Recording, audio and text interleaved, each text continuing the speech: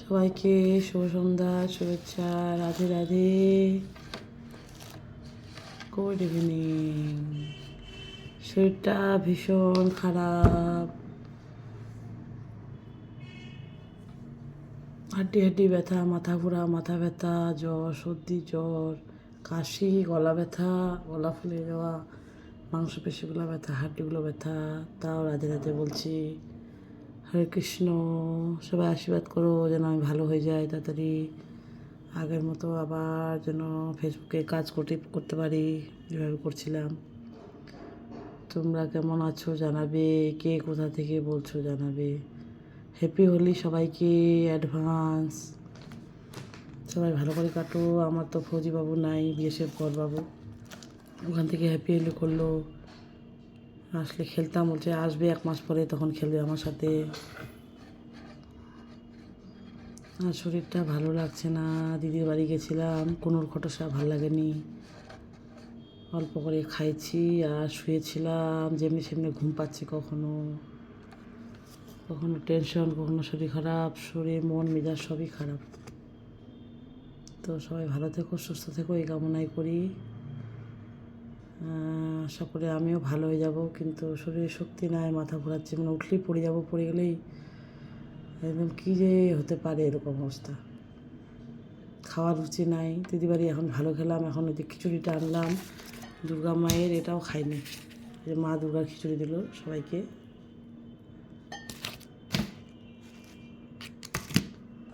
দুর্গা মাকে প্রণাম করলাম।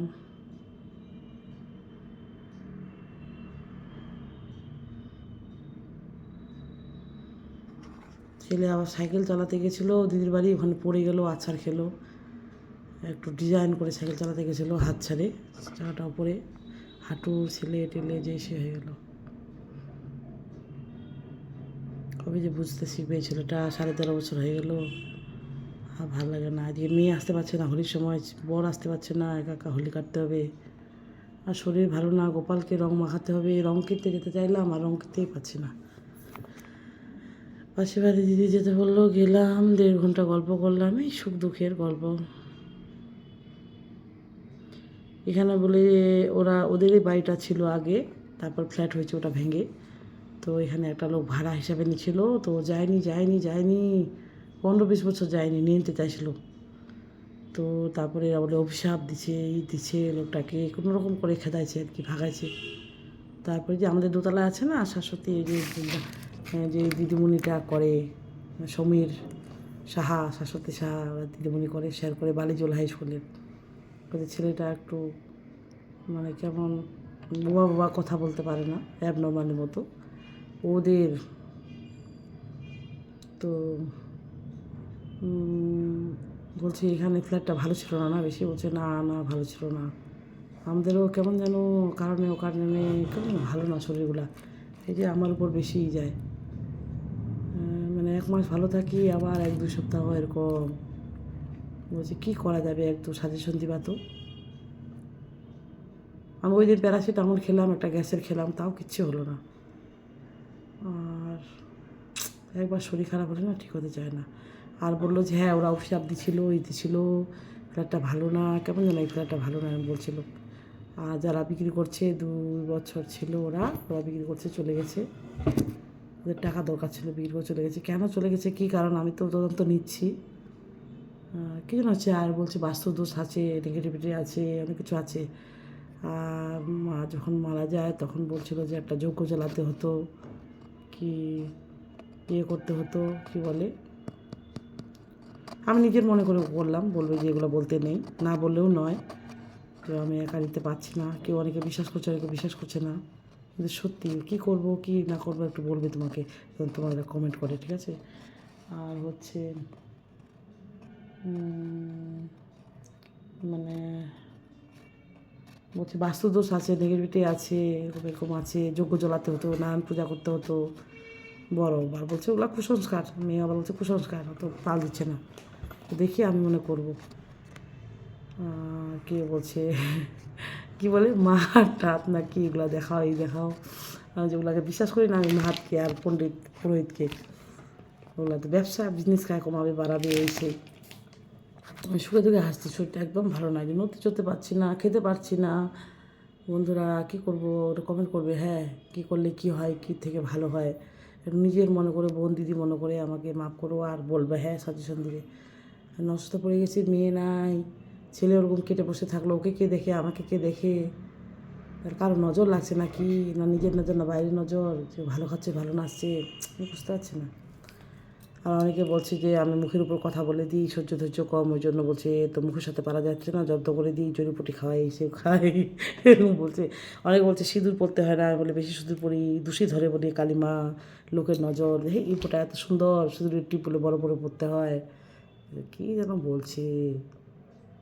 তারপরে কীভাবে দোষী আছে বলছে, এই আছে আমার পা হাতগুলো ছমছম করে, যেখানে সেখানে ছমছম ছমছম করে, রান্নাঘরে বাসনগুলো আপনি পড়ে যায়, আবার কেউ না, কল থেকে জল টপ টপ করে পড়ে, দরজা জানলা ধাক্কা দেয়, আবার কেউ না, এরকম কী একটা হয়। কপালের ওখানে ছমছম ছম করে বাঁধলো, আমি দৌড়ায় ব্ল্যাঙ্কেটের ভিতরে গরমে, আর বাথরুম করতে, টয়লেটে করতে যেতে পারছি না। ছেলে ঘুমায় গেছে ওই দিন, ছেলেও বলে পাচ্ছে, ওর মাসিকে বললো আজকে, ওর মাসির গাটা শিরে উঠলো।